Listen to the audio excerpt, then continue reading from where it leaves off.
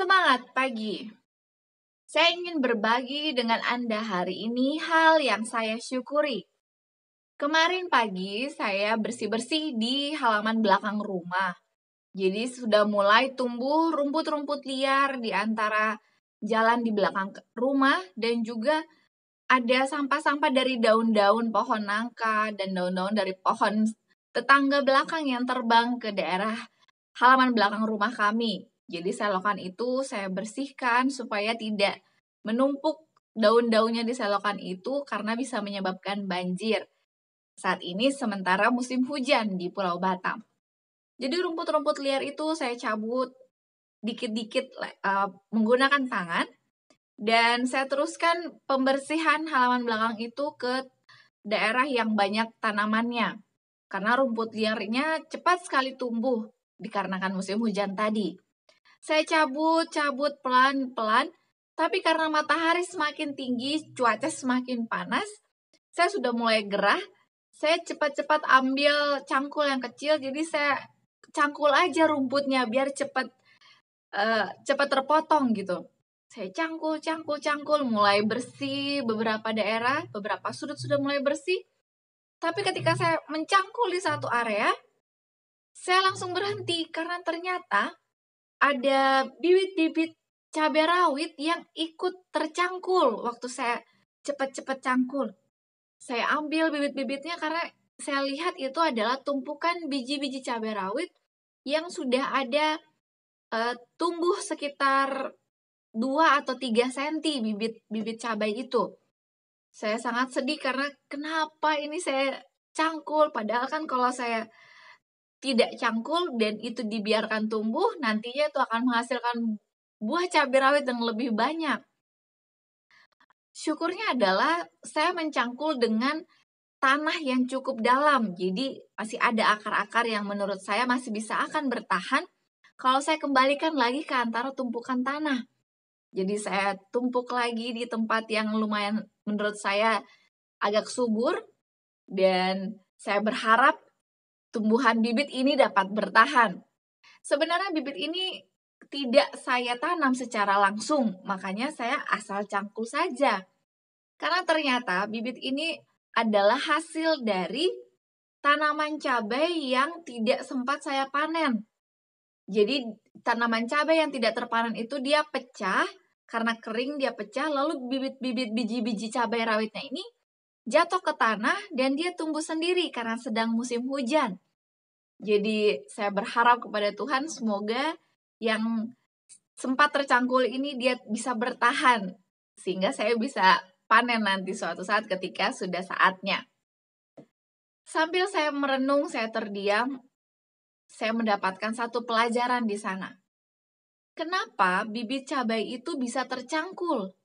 Alasan pertama adalah karena ukurannya yang begitu kecil sehingga tidak terlihat oleh mata saya. Terlebih karena adanya kekurangan mata saya yang silinder dan juga minus, jadi tidak bisa melihat benda-benda yang kecil secara detail dan terperinci. Alasan kedua adalah karena bibit cabai ini tertutup oleh rumput-rumput liar yang lebih tinggi ukurannya. Jadi dari situ saya mendapatkan pelajaran, jika saya sebagai manusia ini punya keterbatasan melihat hal-hal kecil, sangat berbeda dengan Tuhan yang saya sembah. Meskipun di dalam bumi ini begitu banyak manusia, banyaknya seperti pasir di tepi pantai, tapi Tuhan tetap dapat mengetahui siapa nama saya terperinci dan apa saja kebutuhan saya. Meskipun begitu banyaknya ciptaan Tuhan, Tuhan selalu mengetahui masing-masing kita dan selalu mendengarkan setiap keluh kesah dan permohonan kita. Karena Tuhan tidak terbatas seperti kemampuan manusia. Tuhan adalah Allah yang maha tahu, yang maha mengerti, dan maha berkuasa untuk dapat memenuhi setiap kebutuhan kita. Inilah hal yang saya syukuri ketika saya bisa mendapatkan pelajaran tentang kuasa Tuhan melalui alam. Hal yang sama yang saya rindukan agar Anda pun ketika melihat alam di sekitar Anda baik siang maupun malam, dengan merenungkan ciptaan Tuhan, Anda dapat memiliki hikmat dari ciptaan tersebut betapa berkuasanya Tuhan yang kita sembah. Baiklah, mari kita lanjutkan bacaan renungan pagi kita hari ini 13 April dengan judul Alihkanlah pikiran dari tiruan kepada yang alamiah. Ayat intinya tertulis di dalam Mazmur 8 ayat 4 dan 5. Jika aku melihat langitmu, buatan jarimu, bulan dan bintang-bintang yang kau tempatkan, apakah manusia sehingga engkau mengingatnya? Apakah anak manusia sehingga engkau mengindahkannya?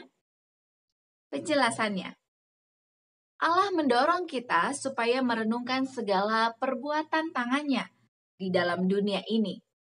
Ia ingin supaya kita mengalihkan pikiran kita dari penyelidikan yang bersifat tiruan kepada yang alamiah. Kita akan mengerti hal ini lebih baik kalau kita mengarahkan mata kita ke bukit-bukit Allah dan merenungkan segala perbuatan yang telah diciptakan oleh tangannya sendiri. Tangannya telah membentuk bukit-bukit dan membuatnya seimbang pada tempatnya, agar semuanya tidak bergerak kecuali atas perintahnya. Angin, matahari, hujan, salju, es, semuanya melayani melakukan kehendaknya. Oleh orang Kristen, kasih dan kedermawanan Allah dapat dilihat dalam segala karunia dari tangannya. Segala keindahan alam adalah pokok pikiran untuk direnungkan. Dalam mempelajari keindahan alam yang mengelilingi kita, maka pikiran pun dibawa melalui alam kepada pencipta semua yang elok. Semua perbuatan tangan Allah berbicara kepada indera kita, membesarkan kuasanya, meninggikan hikmatnya. Segala sesuatu yang diciptakan ada di dalam daya tarik yang menarik perhatian anak Allah dan membentuk seleranya untuk memandang segala bukti yang indah-indah ini tentang kasih Allah di atas pekerjaan keterampilan manusia. Dalam kata-kata kegembiraan yang meluap, Nabi itu membesarkan Allah dalam segala pekerjaan penciptaannya.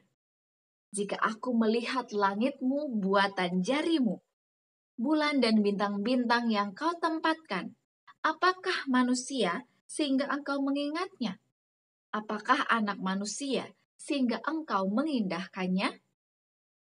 Dunia penuh dengan hiburan dan kepelesiran, selalu haus akan sesuatu daya tarik yang baru.